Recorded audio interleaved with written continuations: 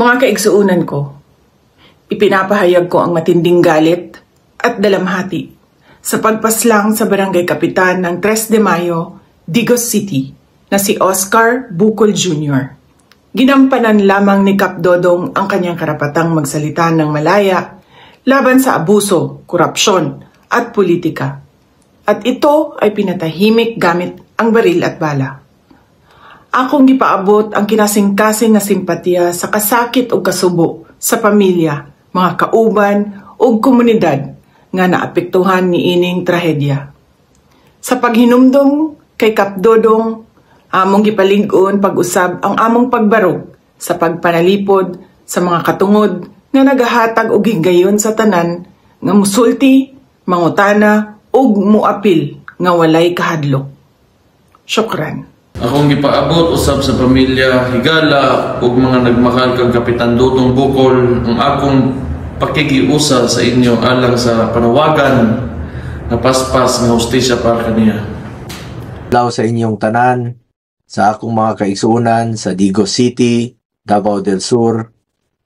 Nakikiusa ko ani nga inisyatiba alang kang Kapitan Dodong Bucol, usa ka PDP nga opisyal karong adlaw unta sa iyang pagkatao, sabay nato siyang hinumdumon og iampo.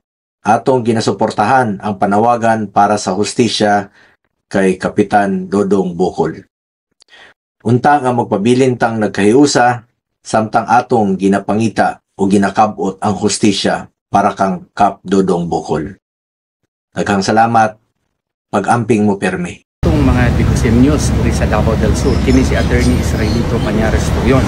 Akong ipabot ang akong pasalamat sa tanang nagasuporta sa pagpangita o justisya alang sa kamatayon ni Barangay Captain Dodong Bucol. Nalipay ako nga kamo nagpakita gayud og igo nga suporta para mapadayag nato sa mga otoridad nga gikinahanglan mahatagan og justisya ang kamatayon ni Kapitan Dodong Bucol. Doon na ako'y balita kaninyo.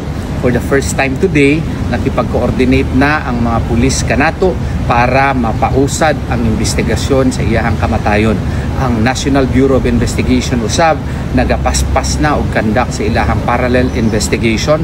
Unya atua pod silang gihangyo nga kung pwede dili na kini kinahanglan nga isabit pa sa SITG kung unsang ilahang mga findings or informations. So tungod niini dunay medyo klaro na gyud nga direksyon ang investigasyon para dunay hustisya sa kamatayon ni Kapitan Dodong Bucol. Kung kana nga padayon kitang magampo kay Allah Subhanahu wa Ta'ala nga malampuson kining investigasyon para ang tanan nga dunay sala sa pagkamatay ni Kapitan Dodong Bucol mapriso o mahatagan og hustisya ang iyang kamatayon. Kini si Attorney Israelito Bobe Turion naghangyo usab kaninyo, niampo ninyo ako, ang pamilya ni Kapitan Dodong Bucol nga maging successful sa atong tinguha ang mahatagan o hustisya ang iyahang kamatayon. Maayong hapon kanatong tanan. Magandang araw po sa pamilya at sa lahat ng kaibigan ni Kapitan Dodong Bucol. Ito po si Attorney Jimmy Bondo na bumati po sa lahat ng nakikiramay kay Kapitan Bucol at sa lahat po ng kanyang pamilya. Hindi ko po kaya kasing palagpasin ang kaganapan na ito na hindi nagbibigay ng kaunting paalala sa ating lahat na sana po ang buhay ni Kap Dodong ay hindi masayang, lalo na ang kanyang pinaglaban na kalayaan ng pananalita at pamamahayag.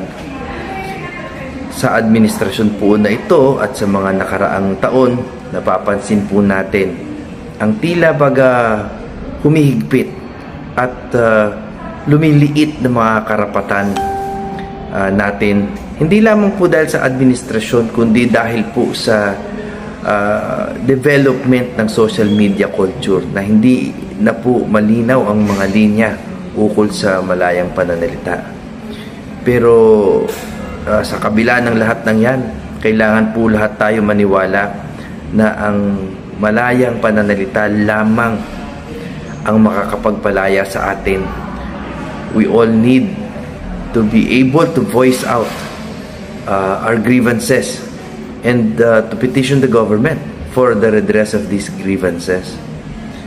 Tayo naman po ay responsable magsalita, ngunit hindi po talaga pwede ang prior restraint at ang pagpipigil bago pa man tayo makapagsalita. At sa nangyari po kay Kapitan, napakaganda pong paalala na kahit may bala, kahit may dugo, hindi po tayo yuyuko. Ito po muli si Atty. Bondok na nakikiramay po ng taus-puso at nagpapaalala na maging matapang at maging madasalin. God is always with us. Salamat po.